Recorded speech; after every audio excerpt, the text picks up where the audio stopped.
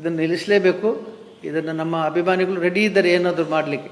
ನಾನು ಹೇಳ್ತೇನೆ, ಏನು ಮಾಡಬೇಡಿ, ನಮ್ಮ ನೈತಿಕ ಶಕ್ತಿಗಿಂತ ದೊಡ್ಡ ಶಕ್ತಿ ಯಾವ ಇದೂ ಅಲ್ಲ.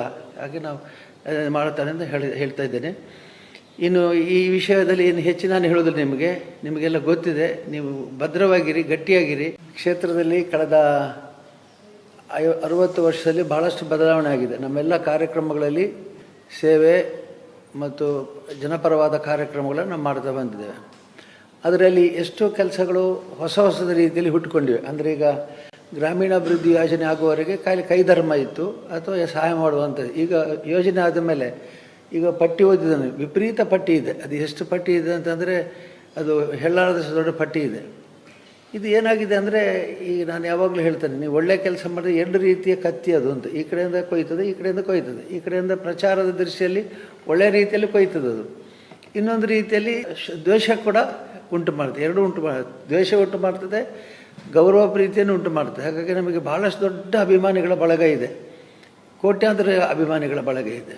ಇದರಲ್ಲಿ ಕೆಲವರಿಗೆ ದ್ವೇಷ ಆಗಿದೆ. ಎಷ್ಟು ದ್ವೇಷ ಆಗಿದೆ ಅಂತಂದರೆ, ಇವರು ಯಾಕೆ ಇಷ್ಟು ಮಾಡ್ತಾರೆ, ಹೇಗೆ ನಮ್ಮದು ಯಾವುದು ಬಾಕಿ ಅಂತ. ಮೊನ್ನೆ ಭಜನಾ ಕಮ್ಮಟದ ವಿಷಯ ಬಂದಾಗ ಹೇಳಿದರು, ಭಜನಾ ಕಮ್ಮಟದಲ್ಲಿ ನಾವು ಒಂದು ಸಂಘ ಮಾಡ್ತೇವೆ ಅಂತ. ನಾನು ಹೇಳಿದೆ, ಬೇಡ, ಈಗಲೇ ಅವರಿಗೆ ಸಂಕಟ ಆಗಿದೆ. ಈ ಧರ್ಮಸ್ಥಳದಲ್ಲಿ ಬಿಟ್ಟ ಪ್ರೋಗ್ರಾಮ್ ಯಾವುದು ಉಂಟು? ಎಲ್ಲ ಪ್ರೋಗ್ರಾಮ್ ಅವರು ಮಾಡಿದ್ದಾರೆ. ಭಜನೆ ಮಾಡಿದ್ದಾರೆ, ಶಾಲೆಗಳಿಗೆ ಸಹಾಯ ಮಾಡಿದ್ದಾರೆ, ನಾವು ಎಲ್ಲ ಉಂಟು. ನಾವಿನ್ನು ಏನಪ್ಪ ಮಾಡೋದು ಧರ್ಮಸ್ಥಳದ ಬಿಟ್ಟರೆ ಅಂತ ಹೇಳುವಂಥ ಒಂದು ದೊಡ್ಡ ಸಮಸ್ಯೆ ಎಲ್ಲರೂ ಉಂಟಾಗಿದೆ. ಹಾಗೆ ಕೆಲವು ಕಾರ್ಯಕ್ರಮ ಬಿಟ್ಬಿಡುವ ನಾವು ಅಂತ ಹೇಳಿದೆ ನಾನು. ಇದು ಯಾಕೆ ಹೇಳಿದೆ ಅಂದರೆ, ದ್ವೇಷ, ಅಸೂಯೆ. ಇದಕ್ಕೆ ಕಾರಣ ಬೇಕಾಗಿಲ್ಲ. ಕೇವಲ ಅವರು ಇಷ್ಟು ಒಳ್ಳೆಯ ಕೆಲಸ ಮಾಡಿ ಹೆಸರು ತಗೊಳ್ತಾರಲ್ಲ, ಧರ್ಮಸ್ಥಳ ದೇವಸ್ಥಾನದ ಮೂಲಕ ಅವ್ರು ತಗೊಳ್ಳೋದು, ಅಲ್ಲಿ ದುಡ್ಡು ಅಲ್ವಾ ಅಂತ. ಹೌದು, ಕ್ಷೇತ್ರದ ಸಾನ್ನಿಧ್ಯ, ಕ್ಷೇತ್ರದ ಸ್ಥಾನಮಾನಗಳು, ಕ್ಷೇತ್ರದ ಸಂಪತ್ತು, ಇವುಗಳನ್ನು ಹೇಗೆ ಬಳಸ್ತೇವೆ ಅನ್ನೋದರ ಮೇಲೆ ಅದರ ಪರಿಣಾಮ ಇದೆ, ಅಲ್ಲದೆ ಸಂಪತ್ತಿನ ಮೇಲೆ ಅಲ್ಲ. ಹಾಗಾಗಿ ನಾವು ಅದನ್ನು ಹೆಚ್ಚಾಗಿ ಇದೀಗ ನಿಮಗೆ ಇಲ್ಲಿ ಇದ್ದವರಿಗೆಲ್ಲ ಗೊತ್ತು ಏನಾಗಿದೆ ಹಿಂದೆ ಅಂಥೇಳಿ. ಈ ವಿಷಯ ಈಗ ತೆಗೆದುಕೊಂಡು ಅವರು ಮಾತಾಡುವಂಥ ವಿಷಯಗಳು ನಮಗೆ ಸಂಬಂಧ ಇಲ್ಲ. ಈಗ ತನಿಖೆ ಮಾಡಲಿಕ್ಕೆ ಫಸ್ಟ್ ಗೌರ್ಮೆಂಟಿಗೆ, ಹೋಮ್ ಡಿಪಾರ್ಟ್ಮೆಂಟಿಗೆ ಬರ್ತದೆ ನಾನು, CBIಗೆ ಒಪ್ಪಿಸಿ ಅಂತೇಳಿ ಮುಖ್ಯಮಂತ್ರಿ ಹೇಳಿದ್ದೆ ನಾನು. ಈಗ ಅವರು ಏನು ಪರಿಣಾಮ ಕೊಟ್ಟರು, ನಮ್ಮ ಸಂಬಂಧ ಏನಿಲ್ಲ ಅದಕ್ಕೆ. ಅವರು ಏನು ಬೇಕಾದ್ರೆ ಏನು ತನಿಖೆ ಮಾಡಲಿ, ಇನ್ನಷ್ಟು ಮುಂದುವರಿಸಲಿ ತನಿಖೆ, ಇನ್ನಷ್ಟು ತನಿಖೆ ಮುಂದುವರಿಸಲಿ, ಇನ್ನಷ್ಟು ಬೇಕಾದರೆ ಬೇರೆ ಬೇರೆ ದಾರಿ ಸಂಶೋಧನೆ ಮಾಡಲಿ, ನಮಗೇನು ತೊಂದರೆ ಇಲ್ಲ. ಕ್ಷೇತ್ರದ ಹೆಸರು ಯಾಕೆ ಕಳೀತಾರೆ ಅಂತ ನಮ್ಗೆ ಗೊತ್ತಿಲ್ಲ. ಆದರೆ ಇದರ ಹಿಂದೆ ಯಾವುದೋ ಒಂದು ಅಮಾಯಕ ಹುಡುಗಿಯ ಸಾವಿನ ವಿಷಯ ಇಲ್ಲ. ಕ್ಷೇತ್ರವನ್ನು ಹೇಗಾದರೂ ಮಾಡಿ ಮೈಲೆ ಮಾಡಬೇಕು, ಮಲಿನತೆ ಮಾಡಬೇಕು ಅನ್ನುವಂಥದ್ದು ಖಂಡಿತ ಇದರಲ್ಲಿ ಕಾಣ್ತದೆ. ಹಾಗಾಗಿ ನಮಗೆ ಯಾವುದಕ್ಕೆ ಭಯ ಇಲ್ಲ, ನನಗೆ ಯಾವ ರೀತಿಯಲ್ಲಿ ಭಯ ಇಲ್ಲ, ಸಂಕೋಚ ಇಲ್ಲ, ನನಗೆ ಸಂದೇಹ ಇಲ್ಲ. ಯಾಕೆಂದ್ರೆ ನಾನು ಹೇಗಿದ್ದೇನೆ ಹಾಗೆ ಇದ್ದೇನೆ, ನಿರ್ಮಲವಾಗಿದ್ದೇನೆ. ನಮಗೆ ಬೆಳಿಗ್ಗಿಂದ ಸಂಜೆವರೆಗೆ ಅನೇಕ ಕೆಲಸ ಕಾರ್ಯಗಳಿರೋದ್ರಿಂದ ಯಾವುದು ಮೈಲಿಗೆ ನಮಗೆ ಅಡ್ಡೋದಿಲ್ಲ. ಆದರೆ ಒಂದೇ ಒಂದು ಸಮಸ್ಯೆ ಅಂದರೆ, ಅನಾವಶ್ಯಕವಾಗಿ ಯಾಕೆ ಶತ್ರುತ್ವ ಬೆಳೆಸ್ತಾ ಇದ್ದಾರೆ, ಯಾಕೆ ಶತ್ರುತ್ವ ಬೆಳೀತಾ ಇದೆ, ಶತ್ರುತ್ವಕ್ಕೆ ಕಾರಣ ಏನು ಅಂತ ಅನ್ನೋದು ದೊಡ್ಡ ಸಮಸ್ಯೆ. ಹಾಗಾಗಿ ನಮ್ಮ ಎಷ್ಟೋ ಜನ ಸಿಬ್ಬಂದಿಗಳಿಗೆ ಗೊತ್ತಿರಬಹುದು ಇದು ಸತ್ಯ ಅಂತ. ಯಾಕೆ ಸುಮ್ಮನಿದ್ದಾರೆ ಇವರು ಅಂತ ಸಹ ಬರ್ಬೋದು. ಹಾಗೆ ಸುಮ್ಮನಿರು, ಯಾಕಂದರೆ ಸಂಭಾಷಣೆ ಸ್ಟಾರ್ಟ್ ಆಗಬಾರ್ದು ಅಂತ. ಸಂಭಾಷಣೆ ನಾವು ಹಾಗೆ ಮಾಡಲಿ, ನೀವು ಅಲ್ಲಿ ಯಾಕೆ ಹೋದ್ರಿ, ಯಾಕೆ ಹೀಗೆ ಒಂದು ಸಂಭಾಷಣೆ ಪ್ರಾರಂಭ ಆಗಬಾರ್ದು ಅಂತ ಅಷ್ಟೇ. ಮತ್ತು ಇವತ್ತೊಂದು 5-6 ಜನ ಬಂದು ಕಣ್ಣೀರು ಹಾಕಿ ಹೋದರು. 5 ಜನ ಕಣ್ಣೀರು ಹಾಕಿ ಹೋದ್ರು. ಈಗಲೇ ಬಂದು ಒಬ್ಬರು ಕಣ್ಣೀರು ಹಾಕಿ ಹೋದ್ರು. ಏನು ಹೀಗಾಗ್ತದೆ ನಿಮಗೆ, ಹೀಗೆ ಅಂದರೆ ಏನು, ನಾವು ಹೇಗೆ ತಡ್ಕೊಳ್ಳೋದು ಅಂಥೇಳಿ. ನಾನು ಹೇಳಿದವರಿಗೆ, ನನಗೆ ಮುಖ್ಯವಾಗಿ ಬೇಕಾಗಿದ್ದದೆ ಪ್ರೀತಿ ಯಾರಿಗುಂಟು, ಯಾರಿಗೆ ನಮ್ಮಲ್ಲಿ ದ್ವೇಷ ಉಂಟು ಅಂತ ನಮ್ಗೆ ಗೊತ್ತಾಗಲಿಕ್ಕೆ ಇದೊಂದು ಒಳ್ಳೆ ನಿದರ್ಶನ ಆಯಿತು. ಪ್ರೀತಿ ಮಾಡೋರು ಕೂಡ ಬಂದು ಎದುರು ಹೇಳಲಿಕ್ಕಾಗೋದಿಲ್ಲ. ಈಗ ನಮ್ಮ ಮಂಜುನಾಥರಿಗಾಗಲಿ ಅಥವಾ ನಮಗೆ ಬೇರೆಯವರಿಗೆ ನಿಮಗೆಲ್ಲ ಬಂದು ಹೇಳಿ, ಸ್ವಾಮಿ ನಾವು ನಿಮ್ಮ ಬಗ್ಗೆ ತುಂಬ ಗೌರವ ಇದೆ, ಪ್ರೀತಿ ಇದೆ ಅಂತ ಹೇಳಲಿಕ್ಕಾಗೋದಿಲ್ಲ.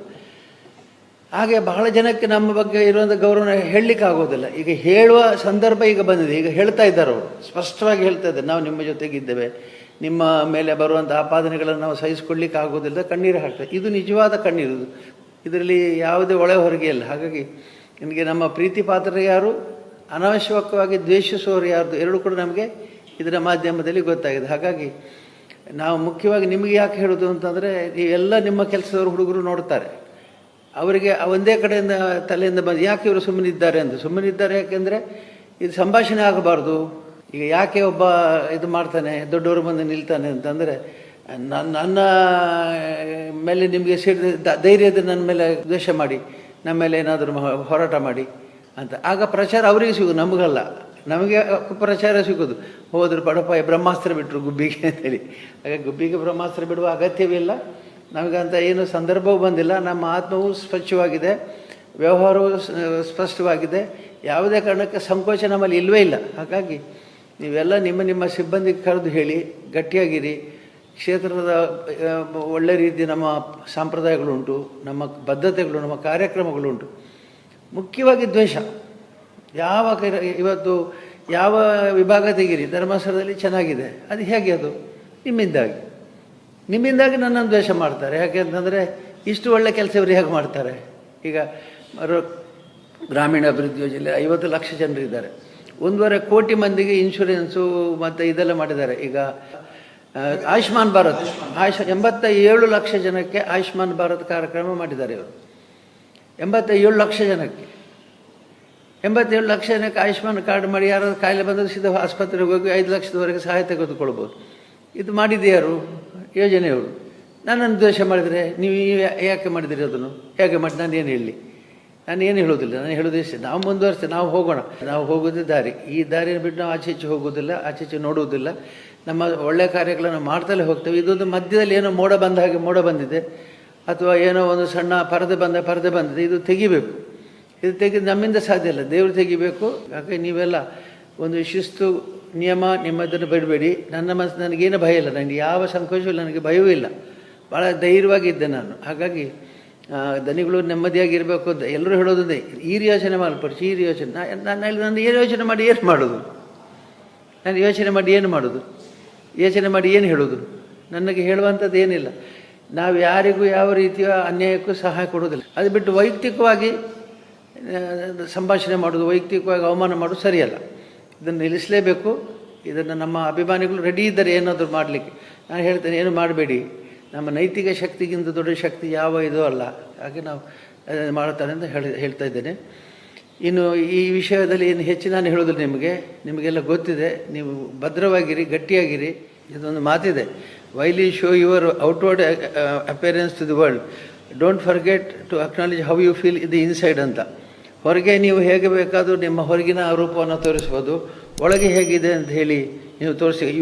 Your inner experience defines the quality of your life.